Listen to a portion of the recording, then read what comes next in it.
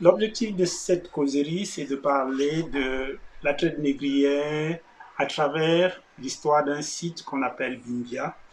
Bimbia, c'est un site qu'on a découvert il n'y a pas très longtemps au Cameroun. C'est une histoire qui était cachée. On pensait que on savait déjà tout sur la traite négrière transatlantique parce que on avait les cartes, les dessins, etc., des routes qui montraient les itinéraires, les escales, mais le nom Cameroun ne paraît pas dans cette histoire-là. Et la découverte de ce site-là permet aujourd'hui de se rendre compte que cette histoire-là, tragique, est encore à explorer et encore à écrire.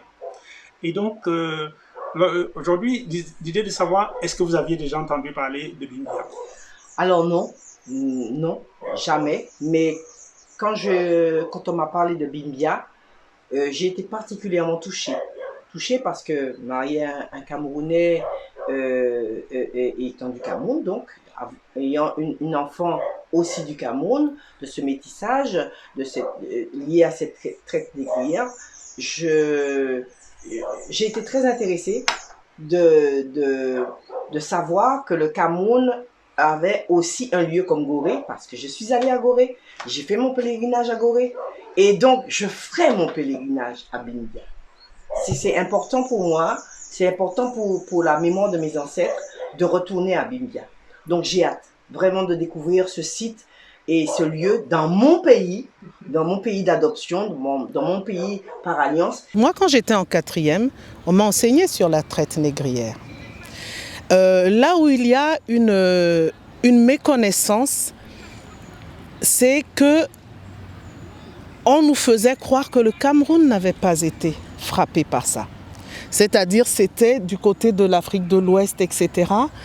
Et donc nous construisions une espèce de fierté d'avoir échappé, donc forcément on s'était battu, on avait résisté certainement, ce qui est vrai au demeurant, mais c'est-à-dire que, ah non, mais s'il y a des personnes qui sont de l'autre côté, ils ne viennent pas d'ici.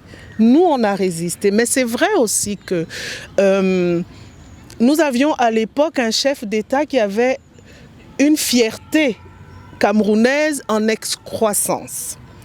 C'est-à-dire qu'on avait l'exemple, on va créer notre propre compagnie parce qu'on ne veut pas être soumis aux diktats des autres. Donc je pense aussi que quelque part on a été construit dans cette fierté-là qui aujourd'hui joue contre nous, parce qu'on a parfois des fiertés un peu complexes. Mais voilà, donc je me dis, en fait je ne savais pas, moi je découvre Bimbia, je tombe des nues en fait. Mais je ne tombe pas des nues en me disant que, mais mince, nous on a été... Je me suis simplement dit, mais c'est pas possible. Il y a un trou dans mon histoire et je ne le savais pas. Bimbia est exceptionnel parce que c'est une ville. Au Ghana, il y a les forts. Au Sénégal, il y a des maisons d'esclaves. Mais Bimbia est une petite ville, une ville. L'histoire de Bimbia sur le territoire camerounais, mais Bimbia comme illustration, expression d'une histoire plus globale, régionale et mondiale. Et donc, il faut créer, comme je l'avais recommandé il y a quelques années, créer un comité scientifique camerounais, un comité scientifique sur Bimbia, d'historiens, de multidisciplinaires, pas seulement les historiens, mais les anthropologues, les linguistes et tout le reste, mais d'une dimension régionale. Parce que Bimbia, je le précise, est l'aboutissement d'itinéraires qui montent dans toute l'Afrique centrale et à l'intérieur. Et donc, ça, il faut absolument le faire. Mais le faire aussi en collaboration avec les pays anciennement esclavagistes. Parce que la mémoire écrite, celle des entreprises commerciales, des maisons de commerce, des grandes familles, elle est là en Occident.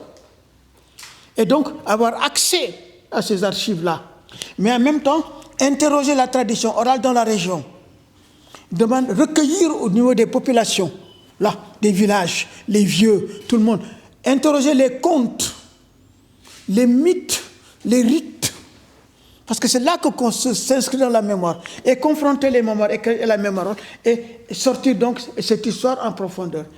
Alors l'enjeu c'est quoi? L'enjeu c'est de briser le silence. Mais l'enjeu c'est de construire le panafricanisme aussi. C'est de montrer qu'il n'y a pas une partie de l'histoire africaine qui est isolée. Que chaque fait historique et lieu historique sur le continent africain est l'expression, parce que le système esclavagiste était global, le système colonial était global, donc l'Afrique doit s'inscrire dans cette globalité-là.